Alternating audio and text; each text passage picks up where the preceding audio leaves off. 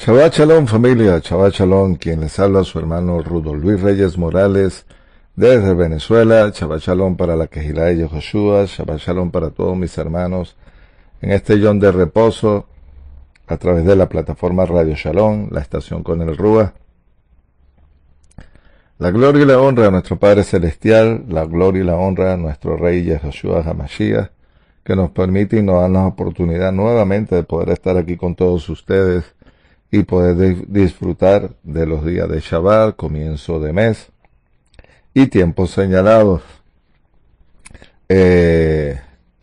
Quiero notificarles que somos una comunidad en línea, pero que estamos debidamente registrada en los Estados Unidos con el nombre de Asambleas Alfa y Omega. Estamos registrados en la ciudad de Los Ángeles, California, en Men Garden. Estamos también a través de las redes sociales con el nombre de la Kehilá de Yehoshua. Estamos en Telegram, WhatsApp, Facebook y el canal de YouTube, la Kehilá de Yehoshua. Pero también estamos en internet con el nombre Congregación El Yo Soy. Usted puede registrarse, hacerse miembro activo y disfrutar de los beneficios que ofrece la Kehilá de Yehoshua. Quiero enviar un saludo cordial a nuestro mentor de la Kehilá de Yehoshua, como lo es nuestro estimado amigo y amiga el Morearon Morales y su esposa la Mora Araceli de Morales. También saludos cordiales para al cuerpo de Morín de la Kehilá de Yehoshua, que también hacen su aporte, su granito de arena, y también a nuestra hermana Ajot Blanca Rodríguez, es la persona que está encargada con el ministerio de ayuno y oración.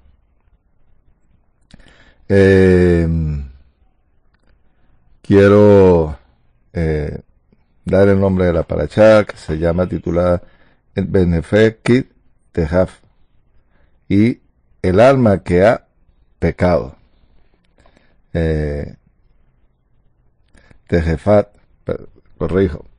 Eso está en Levítico capítulo 5, del 1 al 19. Vamos a ver el día de hoy.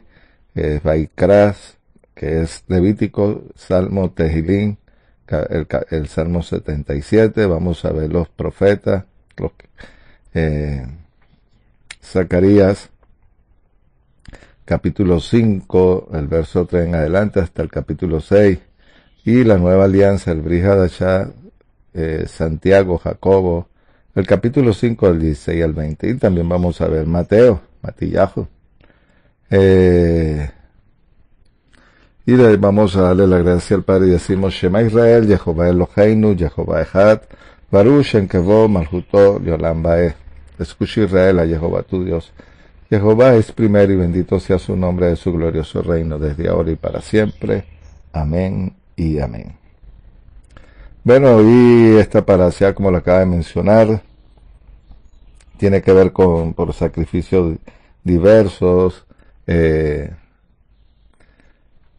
ofrenda de lo que se conoce como sacrilegio y arrepentimiento. También entra en la categoría de Hashan y Hatat. Recuerda que habían sacrificios lo que se llaman suaves, que es ofrendas que tiene que ver con el capítulo 1 realmente, y el 2 y el 3, pero cuando se dice que ofrendas fuertes se refieren a lo que es pecado aún por desconocimiento, pecado por culpa inclusive se le conoce. Ya bien sabido que lo que trata del libro de Vaikra es la conexión entre cielos y tierra, pero que el Padre quiere hacer una clara distinción, y es que las ofrendas lo que nos hace es permitir acercarnos al Padre, y que ya sabemos que nuestro Rey Yeshua HaMashiach cumplió, digamos que lo que era el sistema de sacrificio, de ofrenda presentado por pecado, por ignorancia, por robo, por todo, que se ofreció a sí mismo. Y lo importante es que Yeshua a ser anunciado en los profetas, desde Isaías hasta Malaquías, y en diferentes tiempos y en diferentes años, inclusive se sigue anunciando del Mesías, es por la siguiente y sencilla, llana razón. No existe una persona que haya muerto,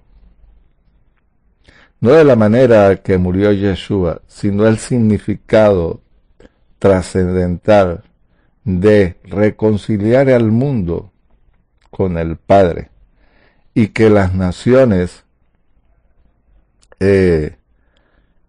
llegarían a ser injertadas por los méritos que hiciera el Mesías. Cuando uno va a la cultura de lo que es antiguo Oriente Medio, la luna fértil, el folclore, todas tienen algo o algo en que se parezca, hay una similitud, y la similitud es que se sabía que tenía que venir alguien, hijo de un rey importante, restaurar a la humanidad, pero que restaurar a la humanidad tenía o tiene consecuencias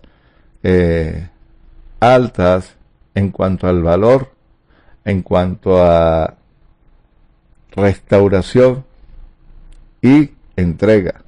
Digo valor porque no existe dentro las culturas o lo que está anunciado por los profetas alguien, o mejor dicho, no existe una constitución en el mundo que anuncie la venida de un rey y que ese rey muera no solamente por los pecados de Israel, sino también por la de la humanidad. Hago una comparación aquí. El Corán anuncia la venida de un hombre, pero que ese hombre supuestamente va a traer paz, tranquilidad a la tierra. La diferencia es que ese hombre no murió.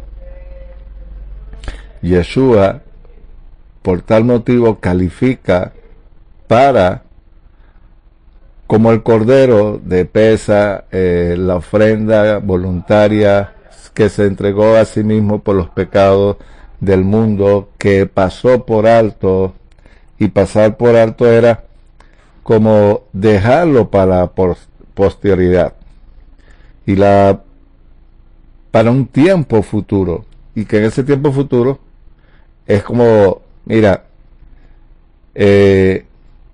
pasé por alto lo que tú hiciste, tú deberías llevar la culpa, tú deberías de haber pagado por lo que hurtaste, y que tú tenías que presentar esa ofrenda. Bueno, ya Yeshua presentó y califica para esas ofrendas.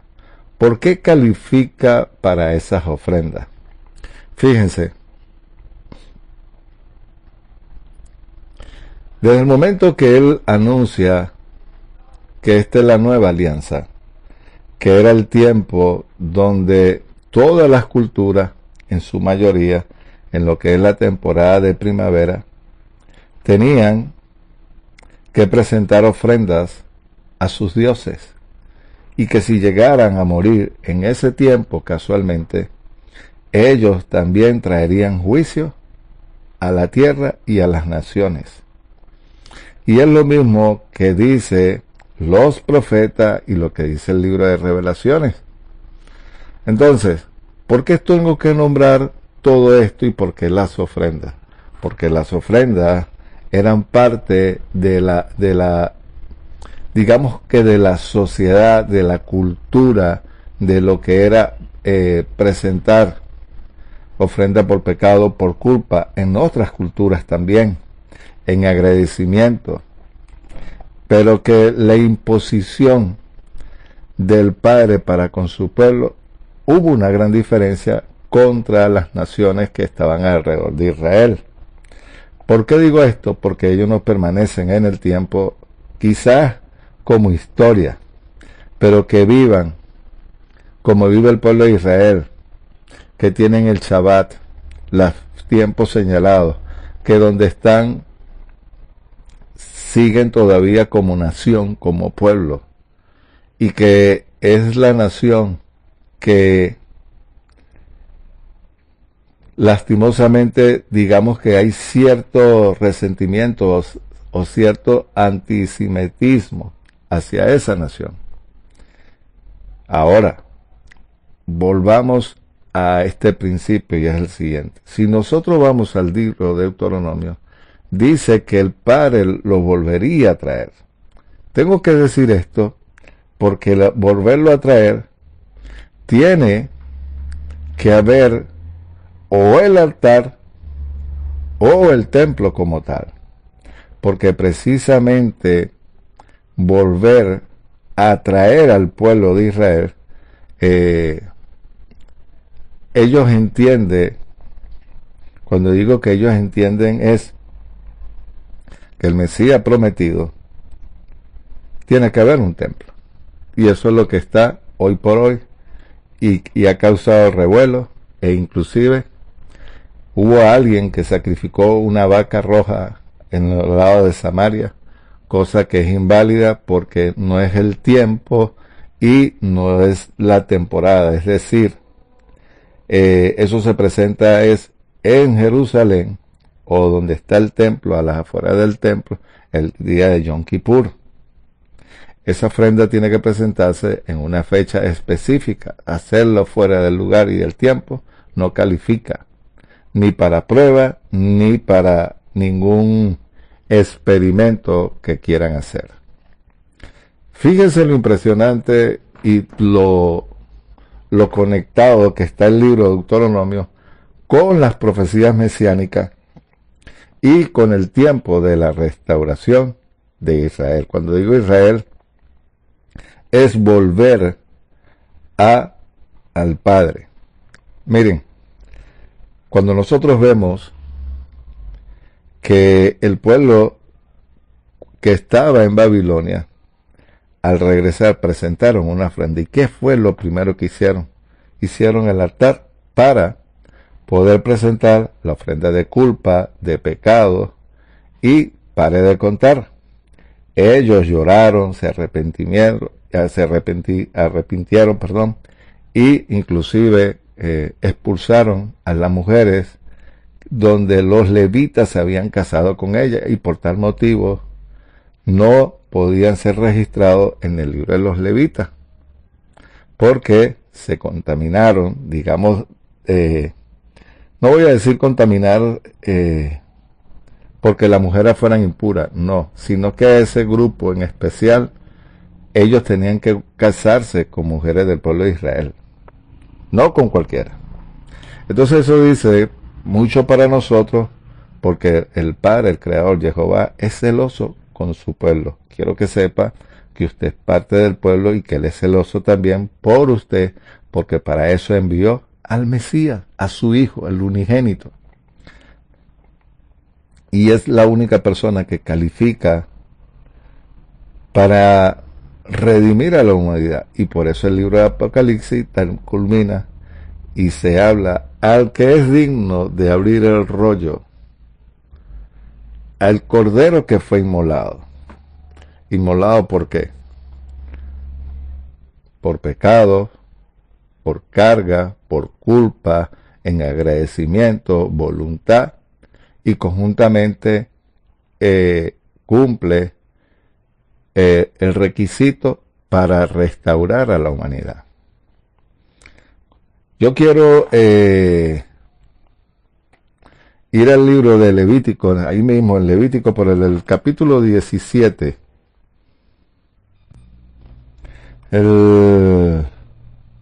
Si nosotros vemos, tiene que ver con el ritual de lo que era la sangre en el altar. Mire cómo comienza. Habló Jehová a Moisés diciendo, habla a los hijos de Aarón y a sus hijos, y a los hijos de Israel le dirá estas palabras que Jehová ha ordenado, diciendo, cualquier hombre de la casa de Israel que degueye un sacrificio de un novillo o cordero o una cabra del campamento o que inmole fuera del campamento y que no lo llevan a entrada de la reunión para víctima sea presentada ante Jehová delante de la tienda, a tal hombre le será imputada la sangre que ha derramado. ¿Qué es imputar? Culpa. Es decir, usted está llevando la culpa de derramar una sangre inocente. Por supuesto, tiene que ver con lo que eran los rituales para el altar. Y tenía que ser el sacerdote. Pero quiero irme al verso 11 en especial. Porque la vida de la carne está en la sangre, y yo he dado para hacer expiación sobre el altar por vuestras almas, porque es la sangre, y en razón de la vida la que hace expiación. Por eso es que a nosotros no se nos manda a comer la sangre, porque está la vida. Entonces, si en la sangre está en la vida por culpa, por pecado, por cualquiera que fuese el motivo, impureza, lepra, el Mesías califica, porque el motivo de la resurrección era volver a la vida. Entonces el sacrificio del Mesías por pecado, por culpa y las demás anteriores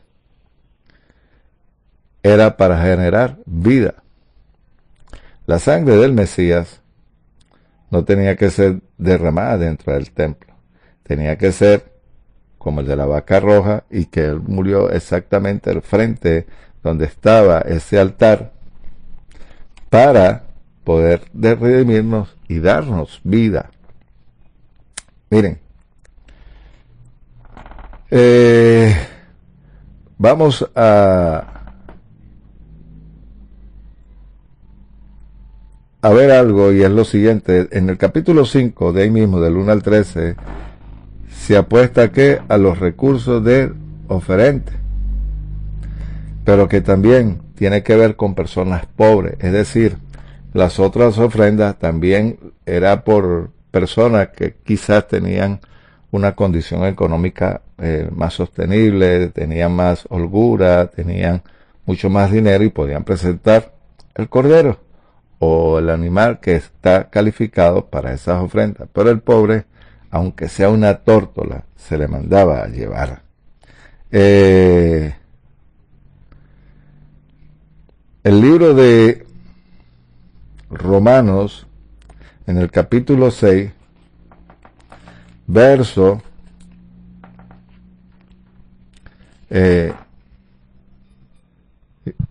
y este es el capítulo, uno de los tantos más, no voy a decir controversial, sino mal aplicado, porque el término gracia tiene que ver con un favor, algo que usted no merecía. Entonces hoy se habla del tribunal de la gracia, y entonces, pero si usted no guarda la Torah, no guarda los mandamientos, amigo, ¿cuál gracia y cuál favor se le puede aplicar a su vida? Ahora, fíjese como dice el verso 17 en adelante. Pero gracias al Padre, que aunque eras esclavo del pecado, habéis obedecido al corazón de aquella forma de doctrina a la cual fuiste entregado. Habiendo sido liberado del pecado, fuiste hecho siervo de la justicia. Es decir, tú no tienes cómo pagar lo dañado. Inclusive, si había hurtado, robado algo, esa es parte de la culpa. Por supuesto, tienes, como quien dice, resarcir el daño que hiciste. Le pongo un ejemplo. Si yo cometo o robo algo, dice la Torah que tú llevarás el daño, pero que tienes que resarcir el daño por lo que robaste, y era 7 veces más del costo. Usted tiene que pagar el costo, pero también tenías que presentar la ofrenda de culpa, y por supuesto hay un pecado, pero que tenías que presentarla en el altar. Pero no eras tú, por supuesto, digo en el altar porque tienes que llevar el animal. Y esa es como la multa, la sanción que te toca, pero que Yeshua nos libró de todo ello. El verso 18. Habiendo sido liberado del pecado, fuiste hecho siervo de la justicia, porque vuestra humanidad debilidad, hablo humanamente, así como para iniquidad, presentará vuestros miembros como esclavos de inmundicia, y a la iniquidad, así ahora para santificación, presentad vuestros miembros como siervos de la justicia. Es decir, apártate de aquello que te aleja del Padre. Mire lo que dice el verso 22. Pero ahora, habiendo sido liberado del pecado y hecho siervo de Jehová, tenéis vuestro fruto para santificación y al fin de una vida eterna, porque la paga del pecado es muerte, pero el favor del Padre es vida, y esa vida la tenemos en el Mesías, nuestro Redentor. Esa es la diferencia. En la sangre está la vida. Bueno, Yeshua nos presentó para ser libres y gozar de los beneficios del reino, del favor del Padre, pero que no me acredita para hacer lo que a mí me plazca y lo que yo quiera. Vamos a ir al libro de Colosenses. Miren, en todas las comunidades o todas las cartas que están desde Hechos en adelante, habían eventos, había una situación económica, social, cultural, y que cada comunidad estaba viviendo situaciones diferentes, pero por la manera en que se creía, pero que sin embargo siempre se hablaba, o en lo que es el mundo greco-romano, en esas comunidades, por supuesto que hay diferencias en cuanto a los temas que se hablaba, pero al final de todo la idea era que le presentaran el Evangelio, la resurrección del Mesías y restaurar la vida de la persona que había creído en el Mesías. Tanto creyentes, digámoslas de esta manera, judíos y no judíos, griegos y romanos. Tengo que decir esto porque yo no puedo agarrar el pasaje para adornarlo a mi manera. En la comunidad de Colosenses, por supuesto, se estaba viviendo una situación donde Pablo tiene que corregir, traer palabras que se adaptaran al evento que estaba sucediendo. Todas las cartas manejan diferencias, problemáticas. Lo que se vivía en Colosenses no era igual lo que estaba en Galacia, en Gálatas. Lo que está en Filipenses no es igual a Colosenses, pero el motivo es presentar a un Mesías resucitado, a un Mesías que reconcilió al mundo y que ni César ni sus dioses podían contrarrestar e invalidar lo que Yeshua había hecho. El éxito del Evangelio era presentar a un Mesías que volvió a la vida. Pablo, los apóstoles dicen, porque hay evidencia escritural, que inclusive muchos sacerdotes, levitas, en Hechos lo dice, creyeron en el Mesías. Ahora, independientemente de que los saduceos, herodianos, sadoquitas y todo lo que tiene que ver con el pueblo de Israel y quienes llevaban el Sanedrín, por supuesto, no creyeron, pero no todos. Ahora, cuando Pablo se está presentando aquí en Colosas, en la comunidad de Colosas, está haciendo una clara manifestación de que quién era el Mesías. En el verso 15 dice, Él es la imagen del Dios invisible, primogénito de la creación, porque en Él fueron creadas todas las cosas, tanto en los cielos y en la tierra.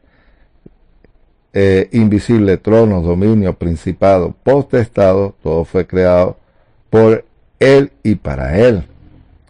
Él es antes de todas las cosas y todo subsiste en Él. Él es el cuerpo de la asamblea, Él es el principio, el primogénito de los muertos, para que todo que tenga en Él la preeminencia, por cuanto Él plugó en que la plenitud de todo habitar en Él. Oiga, el principio, el primogénito de la muerte. Es decir, fíjense, hubo gente que Yeshua resucitó, pero que ellos no tenían de la capacidad de generar vida. En cambio, Yeshua sí, y eso le está haciendo saber a ellos que el Mesías también tenía la facultad, pero no es porque él quería, sino que el poder del Padre en él. Y que era conocido en el antiguo cercano oriente.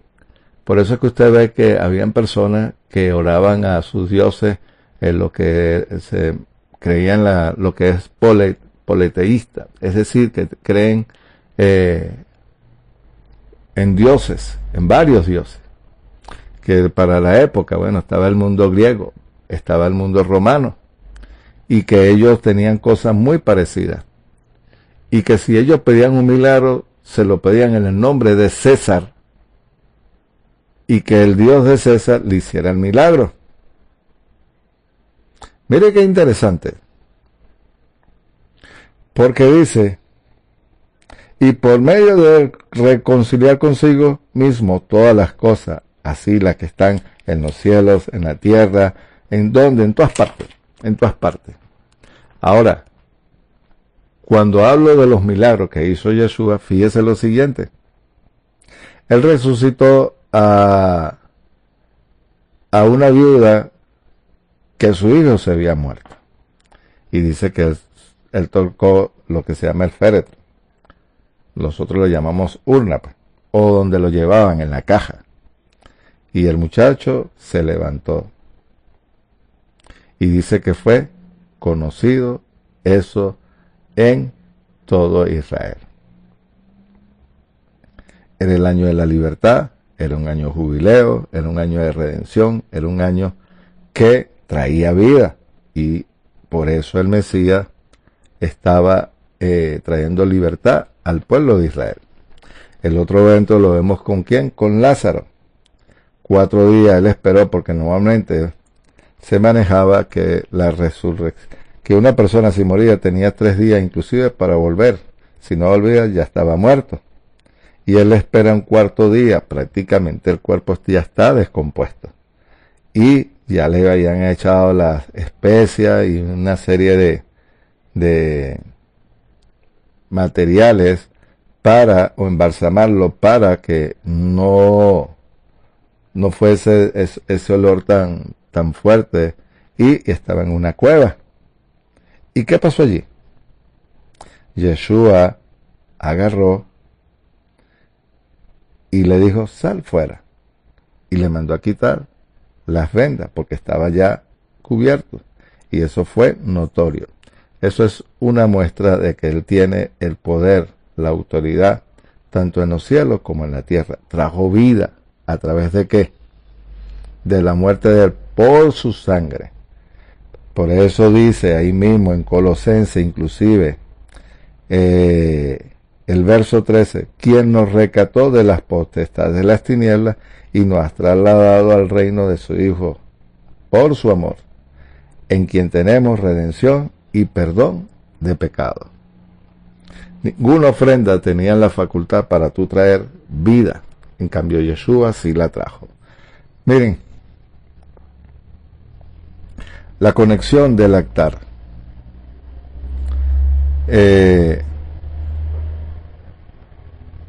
Cuando nosotros tenemos que reparar algo, eso lo podemos ver en el libro de Números, pero que también voy a hablar del libro de Esdras, la conexión del altar, y por eso fue que el pueblo de Israel, cuando salió de allá, eso fue lo primero que trajo.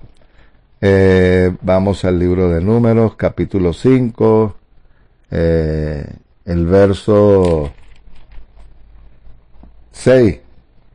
Habla a los hijos de Israel, cualquier hombre o mujer que cometa cualquier pecado o perjuicio del prójimo, prevaricando así contra Jehová, la persona será culpable. Confesará su pecado cometido y restituirá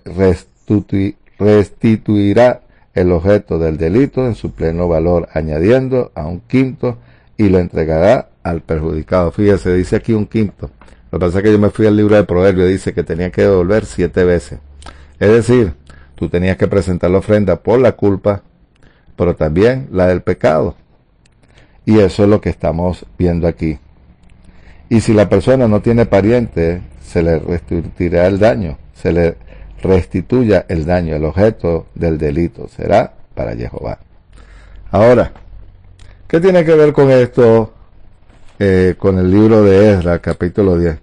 Bueno, lo siguiente, acuérdese que el pueblo de Israel fueron dispersos y se sabe que la tribu de Judá fue para, y levitas fueron para Babilonia. Pero que el libro de Esdras rescata algo que a nosotros nos debería de llamar la atención. Miren, Esdras capítulo 10, el verso 10 en adelante. Y dice, y el sacerdote Esdras se levantó y dijo, vosotros habéis sido infieles, cohabitaron con mujeres extranjeras y aumentando la culpabilidad de Israel. Ahora puedes hacer esto, la confesión, es decir, que tú te presentes, te confieses ante el Padre y que tú puedas hacerlo de corazón. Por supuesto, yo no creo que, bueno, no, mejor no retiro lo que iba a decir, pero yo no creo que alguien haga algo de maldad en todo el sentido de la palabra queriéndolo hacer. Por ejemplo, matar a alguien, oye, con alevosía, como se dice, con intención, wow, es fuerte. El verso 11 dice, ahora pues, haced confesión a Jehová, el Dios de vuestros padres, y hacer lo que le agrada, apartado de los pueblos de esa tierra y de las mujeres extranjeras. Entonces toda la congregación respondió en gran voz y dijo, así se haga nosotros conforme a la palabra. Pero la gente es mucha y al tiempo de lluvia y no tenemos fuerza para permanecer afuera. Ni este es tu trabajo de un día o dos, porque somos muchos los que hemos pecado en esto. Permanezca ahora nosotros los principales de la congregación y todos los que están en nuestras ciudades. Tengan mujeres extranjeras, vengan un tiempo determinado y con ellos los ancianos de cada ciudad y sus jueces, a que hayan sido apartados de nosotros al ardor de la ira de Jehová. Y dice que fue Jonatán ben Asael, y hicieron todo lo que tenían que hacer. Pero dice, el 17, y el primer día del mes primero, concluyeron el juicio de todos aquellos que habían cohabitado con mujeres extranjeras. Entre los sacerdotes se halló cohabitado con mujeres extranjeras algunos de los hijos de Yeshua ben Osadá, y hermano de Mashiach ben Eliezer, Jeraí y Adalía. Y dice que expulsaron a su mujer y culparon y ofrecieron un carnero por el rebaño por su delito. Aquí le vemos. Presentaron el cordero, el rebaño, ¿por qué? Por el delito. Entonces, la idea es que llevaron la culpa del daño que habían hecho. Bueno, fueron allá, pero que era algo colectivo. ¿Qué quiere restaurar el Padre? A la familia. Pero presentaron la ofrenda. Pero en el capítulo 3, que tiene que ver con la parashá, ¿qué pasó allí? Perdón, con la parashá no. La cita que quiero darle. El verso 1. Pero en el séptimo mes, los hijos de Israel estaban en la ciudad y todo el pueblo se reunió como un solo hombre. Y se levantó Ben Yosadá, hermano de los sacerdotes, Zorobabel, Ben Salatiel, hermano de edificar, y Salatiel con sus hermanos, y edificaron el altar del Dios de Israel para hacer subir sobre él los holocaustos, como está escrito en la ley de Mosés, varón de Jehová. Así, aunque estaban con temor la población, erigieron el altar sobre su base, hicieron subir sobre el holocausto por la mañana y por la tarde, y celebraron la festividad del tabernáculo, como está escrito, y el holocausto cada día, por el número conforme a las ordenanzas para cada día. Eso lo vamos a ver más adelante, porque tiene que ver con la parashá, por supuesto, que tienen que ver casualmente en el capítulo 6, y eso será la semana que viene. Pero ¿qué edificaron el altar? ¿Por qué? Porque el altar te conecta con el Padre. El altar trae vida. ¿En qué sentido? Que permanecía la presencia del Padre en el tabernáculo. Y estar la presencia en el tabernáculo, había vida en Israel. Moraba el Dios de Israel con ellos. Y eso es lo que el Padre ha querido traer para nuestras vidas.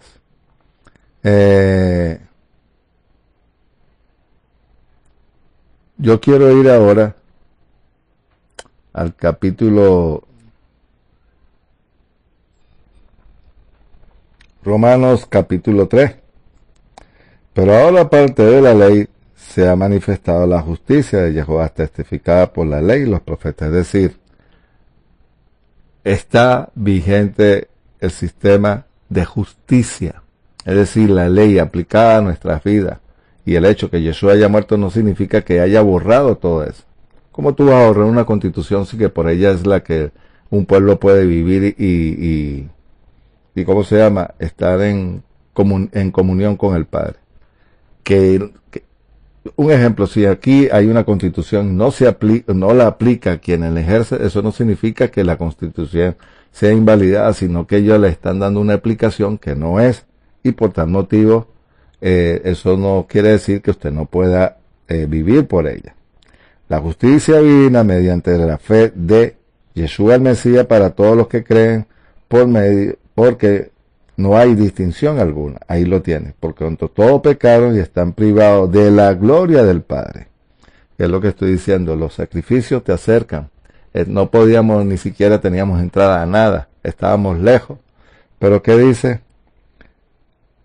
Por cuanto todos pecaron privados de la gloria de Dios, siendo justificados por su gracia sin merecimiento alguno mediante la redención de Yeshua el Mesías, a quien Jehová ha propuesto públicamente como sacrificio expiatorio por su sangre a través de la fe, como evidencia de su justicia que había pasado por alto, es decir, lo que le estaba diciendo hace rato, perdonando todo, la paciencia, Dios en su paciencia los pecados pasados, con el propósito de mostrar su justicia en un tiempo presente, a fin de que el que siga siendo justo también declara justo que es en la fe en el Yeshua el Mesías. Es decir, no hizo justicia, es decir, no teníamos a nadie que nos pudiera hacer presentarnos delante del Padre. ¿Quién te iba a defender si tú no tenías ni cómo pagar, ni cómo presentarte? Él se presentó por ti, pagó, llevó las consecuencias, se ofreció como rey, abogó por nosotros y nos acercó al Padre. Miren, hay otra cita que quiero darles, y vamos a ir al libro que tiene que ver con la parashá de Matillajo, capítulo 18, el verso 15 en adelante. Por tanto, si tu hermano peca, ve, repréndele tú solo. Si te escucha, habrás ganado a tu hermano. Pero si no te escucha, tomo contigo a dos, pero por boca de 2 o 3 testigos que quede firme en toda palabra. Si lo desoye, dilo a la congregación y dilo a la asamblea, para así como para el gentil y el público. Tenlo por gentil y publicano, es decir, si no presta atención, que es lo que el Padre quiere, que haya un arrepentimiento. El Padre no se quiere quedar con nada. Nosotros nos quedamos es si perdonamos. Si no perdonamos, te quedas con eso. Es decir, tú estás llevando la culpa. Pero como el Padre es bueno, el Padre siempre quiere lo mejor para nosotros. Y termino con esta cita, Mateo 5, el verso 21. Oíste que fue dicho a los antiguos, no matarás, y cualquiera que mate será expuesto a juicio. Pero yo digo que cualquiera que se enfurezca contra su hermano quedará expuesto a juicio, y cualquiera que diga a su hermano Racá quedará expuesto ante el Sanedrín. Oiga, el Sanedrín no está invalidando nada. Cuando digo invalidando es porque el Sanedrín es quien llevaba la justicia en Israel. Y cualquiera que diga morir quedará expuesto al fuego del infierno. Estoy hablando de la Biblia, la textual, por eso es que estoy hablando de esa manera. Pero dice, por tanto, si está presentando tu ofrenda en el altar y allí te acuerdas que tienes algo contra tu hermano y él tiene algo contra ti, deja allí tu ofrenda en el altar y anda y reconcíliate primero. ¿Con quién? Con tu hermano. Y luego regresa y presenta la ofrenda. Aquí Yeshua lo que está diciendo aquí, Racá, lo que significa es como necio. Fíjense, lo que está exponiendo un problema donde hay dos hermanos y lo que está poniéndose él como el ejemplo. Él quiere reconciliar al pueblo de Israel con sus hermanos y inclusive hasta con nosotros, y por eso es que está hablando en ese sentido. Ya él pagó la ofrenda y lo que te está diciendo es reconcíliate y luego te presentas. ¿A quién? A él. Bueno, familia, me faltaron algunas citas, inclusive hablarles de los mandamientos, pero creo que ha sido suficiente. Y nos vemos la próxima semana, por supuesto, en la Kehilá de Yehoshua, a través de la plataforma Radio Shalom, y seguiremos disfrutando de los días de reposo. Recuerde que estamos cercanos ya a la festividad del otoño y vamos a estar pendientes para dar la bienvenida pues en el día de Yom Teruah. Así que nos vemos la próxima semana. Shabbat Shalom desde Venezuela, su hermano Rudo Luis Reyes Morales. Shabbat Shalom.